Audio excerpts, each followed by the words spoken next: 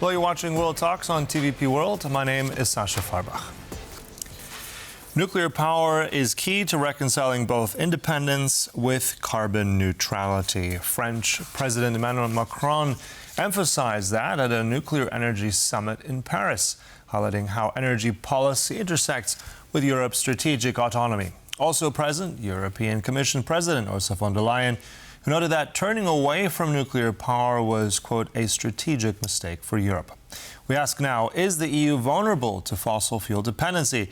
And what does it all mean with rising tensions in Iran as the US and Israelis continue their strikes? We're now joined by Jacek Raubo, Director of Analysis Unit Defense 24, to talk more about it. Welcome back to TVP World. Hello, and thank you for the invitation. It's always a pleasure to be here. Jacek, please do tell us, what the French president has said, also the head of the commission. Are they right?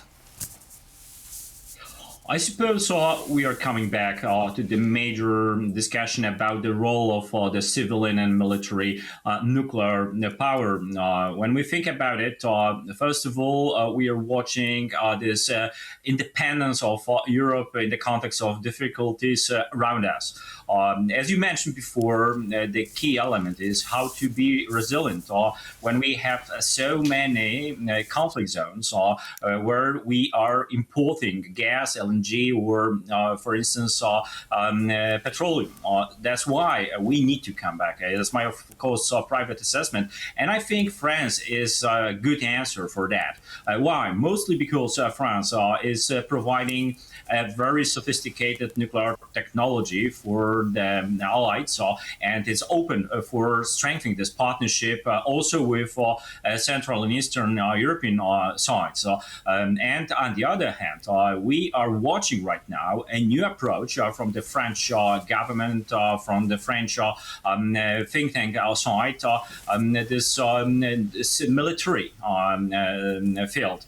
When we think about the military role of nuclear weapons and deterrence. And I think this is a very interesting and a very crucial debate in France, and it's a very good location and good sign, and very we have a hope that this sign will be implemented in a practical way on some other moves, also on civilian and military field. Okay. Speaking of signs, I think it's also quite curious. Today, on the 11th of March, marks actually 15 years since the Fukushima nuclear power disaster. Granted, that was caused by a tsunami, but that was very much felt, and also there was policy impact from that. If we look at, you said France is an example. I think well over 60-70% of their power is nuclear. Poland is building its first nuclear power plant, but Germany completely stepped away from it. They used to have 35 reactors, now they have none.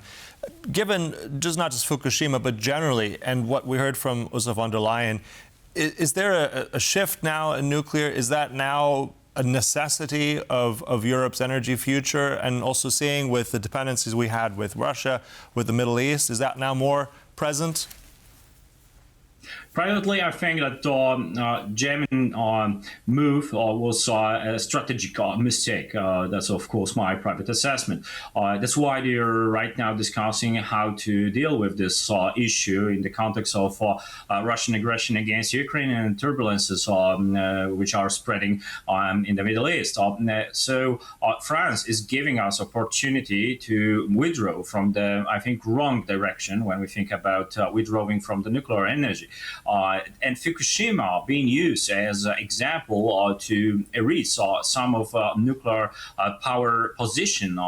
And I think it was a very wrong move from mostly European states, but also in this debate around the world. Because when we compare this Fukushima case to the more holistic picture of nuclear energy, we are watching enormous differences between one case and the normal use of this kind of power plants in this mix of energy sources. So I think we need to come back. And this is something which is highly connected not only with field of industry or economy. It is a highly connected issue with our deterrence capabilities. That's why France is so interesting partner, because they know and they were a kind of a defender of this connection between between resilience, deterrence, and also this kind of autonomy of Europe in the context of a more turbulent world. Mm-hmm. And if we go into that direction, I mean, France certainly already has that, many reactors across the country. Poland has a different partner, that's the United States. Also, let's talk very briefly about the SMRs, these smaller nuclear reactors. There's a lot of investment. I think the EU has put about 200 million euros in its development. What is the timeline? What is the feasibility? Who are the main countries and companies that are going to be in that project, and where would that be across Europe? Truly, I think we can achieve a kind of a balance between investments in our French partner technology and also investments in our American partners. So that's why we need to have a big revolution in our energy sector. This is something obvious. So in the next decade, we need to strengthen investments in, as you mentioned, some smaller reactors, but also this bigger energy plants we signed with, for instance, American and French partners. So I suppose this is something obvious. When we think about the production and in infrastructure, we need to ask a specific nuclear energy sector experts. But for me, as a military expert, the major question is right now how to defend this kind of new installations in the context of hybrid operation from the Russian side, and also these more conventional threats coming from, for instance, missiles and drones. But there is no, I think, escape from investing in nuclear energy. And I'm pretty sure that our government and our president can balance both partners. From France, they are achieving a lot of new things in nuclear energy, but also we need to remember that U.S. is also a very big player in the context of building a new nuclear plants and also providing some technology to support this kind of sector of our energy. Mm-hmm. So, as you said, let's also allow me then to call on your military expertise for a moment, and let's talk about that as well. Iran, very much also in the foreground of this argument they've been trying to make. They want civilian purpose enrichment. That argument isn't going to fly with the United States at the moment, or the Israelis. There's going to be some images on the screen for our viewers from a U.S.-based company showing some of those images where we've seen of the last 24 hours, substantial damage to several sites. You see them on the screen now, to various sites, especially also Isfahan Air Base, various other parts of the country, Korgu and Kerman.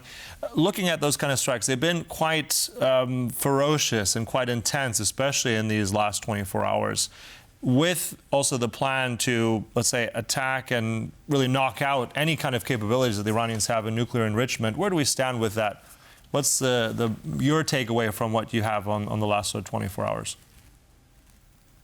I suppose the status for Iranian clandestine nuclear program is right now highly damaged and highly low because they need to spread the production, they need to spread also the resources of enriched uranium, and also there is a question about the surveillance of this group of people who are involved in that. That's why I think they've been pushed from the brink of this getting a fully nuclear operational weapons. I don't know how long it will take to reconstruct that. It also depends on the different factors.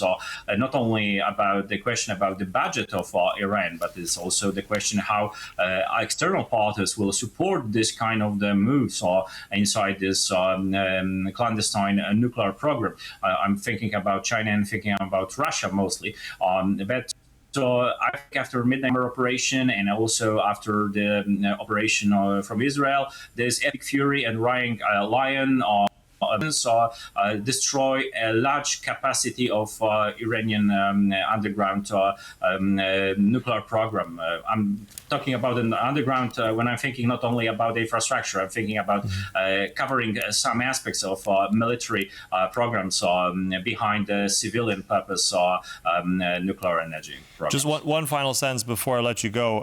Also used in June last year, these bunker busters, these heavy missiles, these bombs that go very deep underground. Can you destroy all of, let's say, the enrichment capabilities of Iran without putting any actual troops on the ground?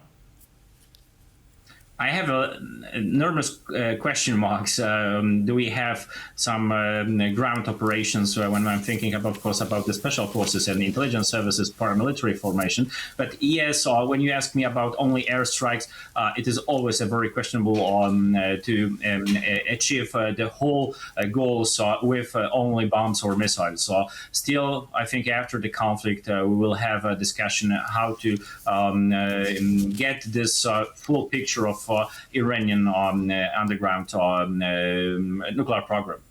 All right. Always a pleasure talking to you. Getting the latest there assessment. Jacek Raubo from Defense 24. Thanks.